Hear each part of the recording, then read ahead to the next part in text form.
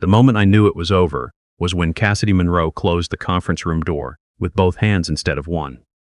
People who close doors with one hand are in a hurry.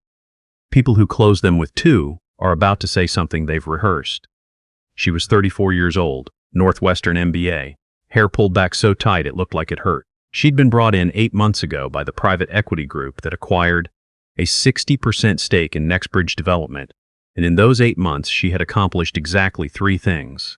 Reorganized the org chart, replaced our Tuesday morning briefings with a dashboard nobody understood, and learned absolutely nothing about how we actually built anything.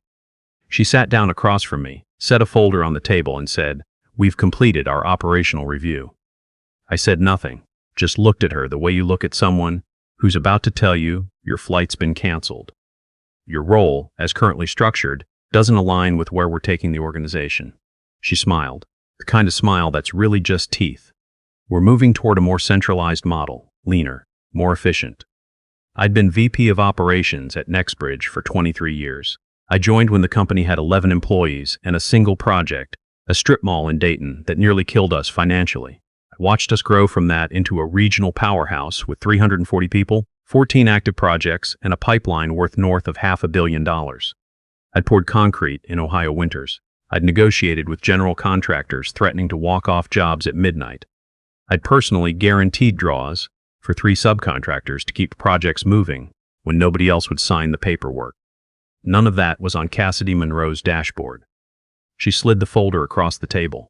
Inside was a separation agreement and a termination letter with the phrase position elimination used 4 times in 3 paragraphs.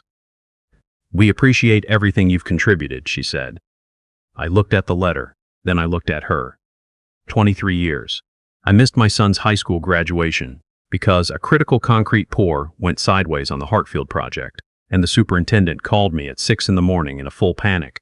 My son to this day has a photo of himself in his cap and gown, with his mother and his grandmother, and an empty chair where I should have been sitting. I have that image somewhere in my memory like a bruise that never quite healed. I told myself it was for the company. I told myself a lot of things over the years. "I'll review it with my attorney," I said. She nodded like I was being cooperative. "Of course. HR will walk you out whenever you're ready." I stood up, tucked the folder under my arm, and walked out of that conference room without another word.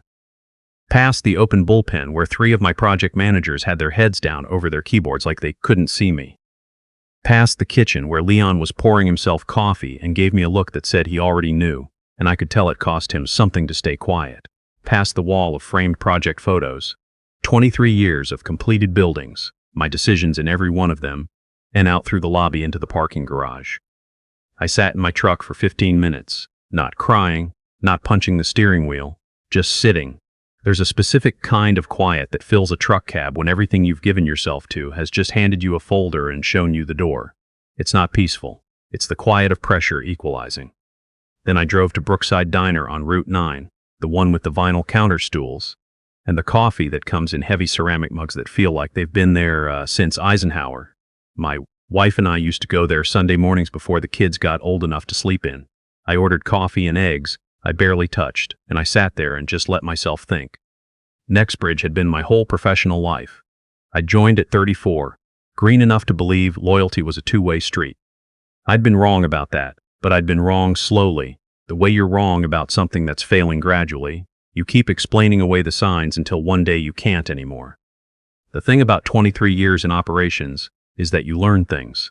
You build systems, you sign things, and sometimes the things you sign come back in ways nobody anticipated. In 2009, Nexbridge was drowning.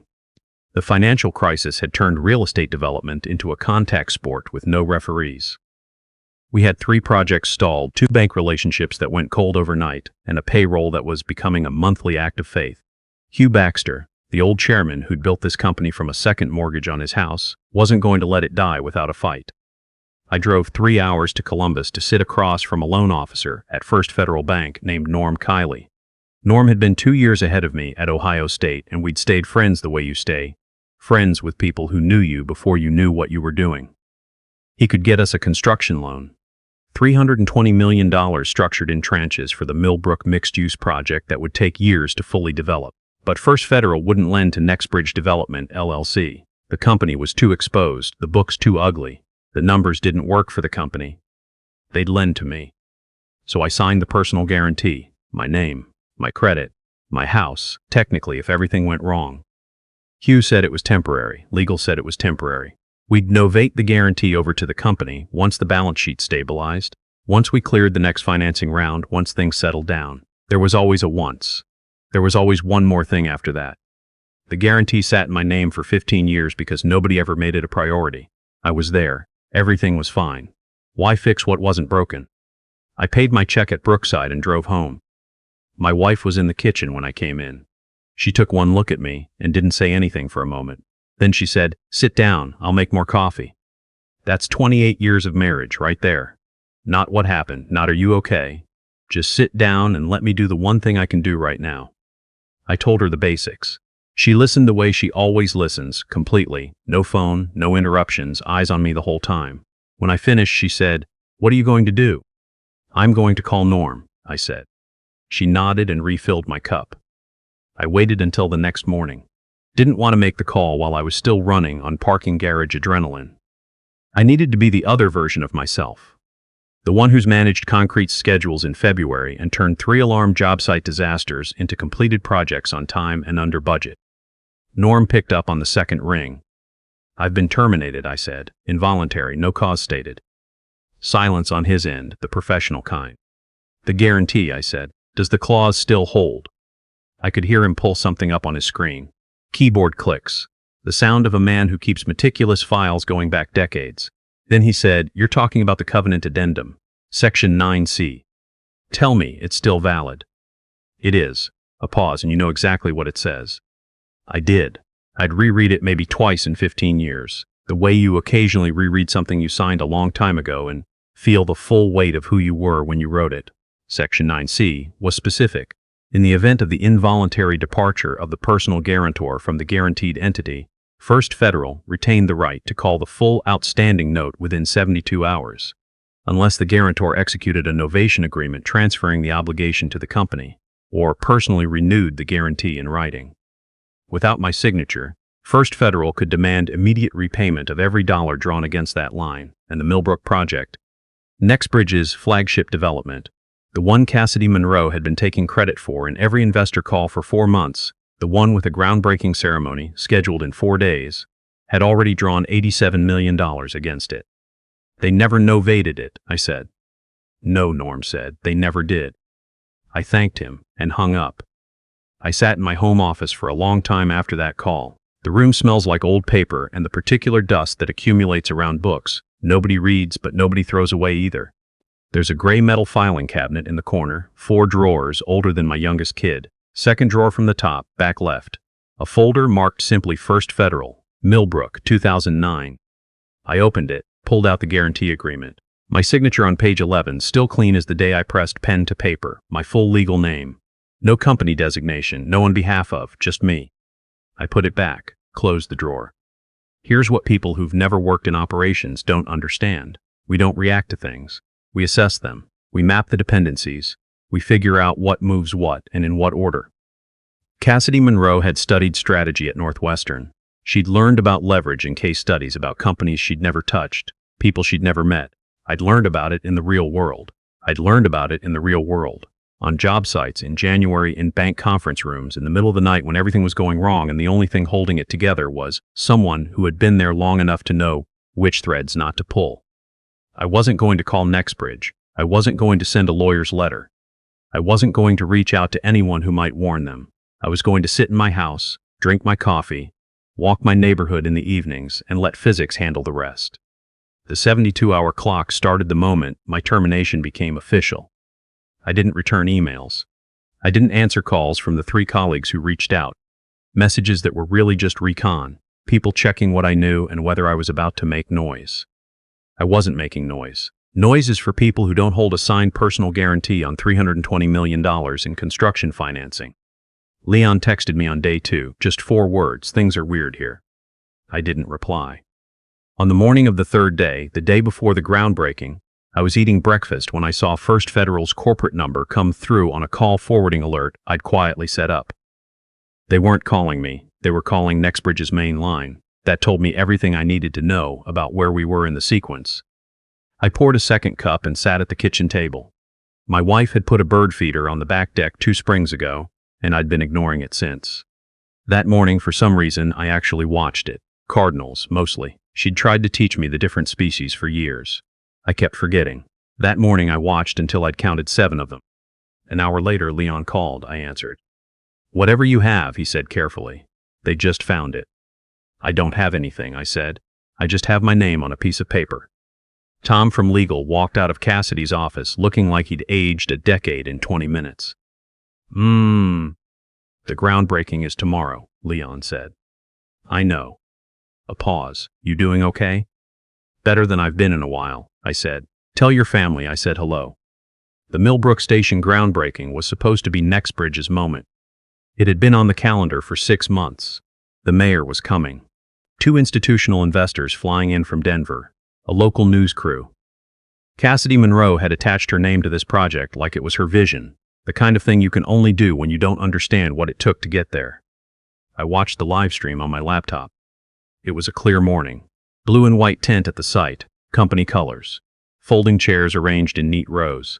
A podium with the Nexbridge logo. Cassidy was in a hard hat that had clearly never touched an actual job site, looking exactly like someone who believed she'd already won. She was mid-sentence. Something about transformational development and community investment, when a woman in a dark blazer walked in from the right side of the frame and leaned close to her ear. I couldn't hear what was said. I didn't need to. I've watched enough critical moments go sideways over 23 years to read body language at a distance. Cassidy Monroe's smile fell in stages. First the corners, then the middle. By the time the woman in the blazer finished whatever she said, the whole expression was just gone, replaced by the particular look of someone who has just been handed a problem several sizes larger than anything they've handled before. She excused herself from the podium. The camera stayed on the empty podium for a beat too long, then panned awkwardly across the tent. The investors from Denver were looking at their phones. The mayor's aide was leaning over saying something to the mayor. The news crew lowered their camera. I closed the laptop. My phone rang 11 minutes later, a number I hadn't seen in nearly 4 years. Hugh Baxter, calling from wherever he'd retired himself to in Scottsdale. I let it ring twice, then answered. "You watching the news?" He didn't sound like a retired man. He sounded like the person who'd built something from nothing, and then stepped back and watched other people take it apart, piece by piece. "I was watching a live stream," I said. He exhaled slowly. "The bank called the note." "I know. The guarantee is still in your name. Has been for 15 years. Silence. I could picture him exactly. Standing somewhere outside in the Arizona heat, squinting, holding the phone with both hands the way men of a certain generation do when the conversation is serious. "Why didn't you push them to novate it?" he asked, not accusatory, genuinely asking. "Legal said they'd handle it," I said. "Same thing they told me after the Series A, after the Dayton project closed, after Hartfield. I stopped reminding them. They stopped asking. You know how that goes, Hugh." "I know how it goes. Quieter now. I built the company where it went." That surprised me. Hugh Baxter had spent 40 years in a business where admitting fault was considered structural weakness. But that sentence, "I built the company where it went," was as close as he could come, and I recognized it for exactly what it was. "What do you want?" he asked. Not "can we work something out?" Not "please sign this as a favor for old times." Just "what do you want?" He already knew we were past the point where courtesy was the currency. I told him I'd send an email. I sent it 40 minutes later, 4 items numbered clean. 1. I would execute the novation agreement and personally renew the guarantee, clearing the note and allowing Millbrook to proceed. 2. In exchange, I would receive retroactive severance, equal to 2 years of base salary, the severance that had been conspicuously omitted from my separation agreement. 3. I would return to Nexbridge, not as an employee, but as a managing partner, with a 7% equity stake vesting over 36 months. 4. Cassidy Monroe would hold no supervisory, collegial, or managerial relationship to me in any organizational structure going forward. How they arranged that internally was entirely their business. I hit send, got up and stood at the kitchen window. The Cardinal was back at the feeder, just the one this time. My wife came in from the backyard, dirt on her gloves, and looked at my face. "Done?" she said. "Waiting," I said. She nodded and went to rinse her hands. Hugh called back in under 2 hours. Not through legal, not through an intermediary. Hugh himself. Everything's accepted, he said. In writing, I said. In writing, he confirmed. I'll have documents to your attorney by end of day. There was a moment of silence between us. The kind that settles between two people who've known each other a long time and have just navigated something neither of them wanted to navigate and don't quite know what to do with the space that remains. She didn't know about the guarantee, he said. Cassidy, she had no way to know. I know she didn't, I said. That's not really the point. No, he agreed. The point is nobody checked. The point, I said, is that nobody thought I'd ever leave. I was the constant. You don't audit the constant when you're busy counting everything else. He had nothing to say to that. Neither did I, really. We said goodbye, the way men say goodbye when they're both relieved, and a little ashamed of what just happened, which is quickly and without much ceremony. The documents were signed before the end of the week. First Federal withdrew the call notice. The Millbrook groundbreaking was rescheduled for 10 days later. Different tent, different podium, different person standing in front of it. I wasn't there for that either. My attorney told me that Cassidy Monroe submitted her resignation the same afternoon the equity documents were countersigned. I don't know what her next move was, and I didn't ask. She was 34 years old with credentials and a network full of people who'd give her another shot somewhere. I don't hold that against her. 34 with a Northwestern MBA and a hard lesson learned is not a bad place to be, all things considered. What I held against her, for a while at least, was simpler than revenge. She walked into a building she didn't build and made decisions about people she'd never taken the time to understand. She looked at 23 years and saw a line item instead of a load-bearing wall.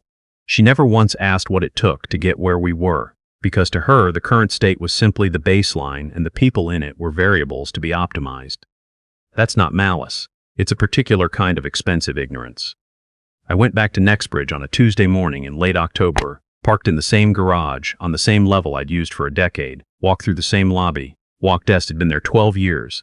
The woman at the front desk had been there 12 years. I'd helped hire her fresh out of Columbus State, recommended her nephew for an internship in 2019, and she looked up and simply said, "Morning." That was all.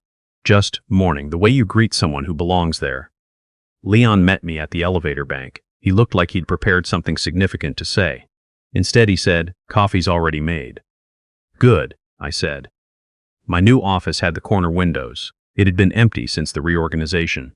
Someone had put a plant in it at some point, the kind that survives on neglect. Wide green leaves, a little overgrown, leaning toward the light. I left it exactly where it was. I've always had a soft spot for things that hold on without being tended to. I sat down at the desk and opened the Millbrook project files. 87 million drawn. 18 months to completion if we kept pace, and roughly 1,000 things that needed watching, adjusting, and solving by people who knew what they were looking at. Everything I'd spent 23 years learning how to do. Some people hear this story and call it revenge. I understand why. It has the shape of one, the satisfying arc where the wrong gets righted, and the person who caused it faces a consequence proportional to their confidence. But that's not how it felt from where I was sitting.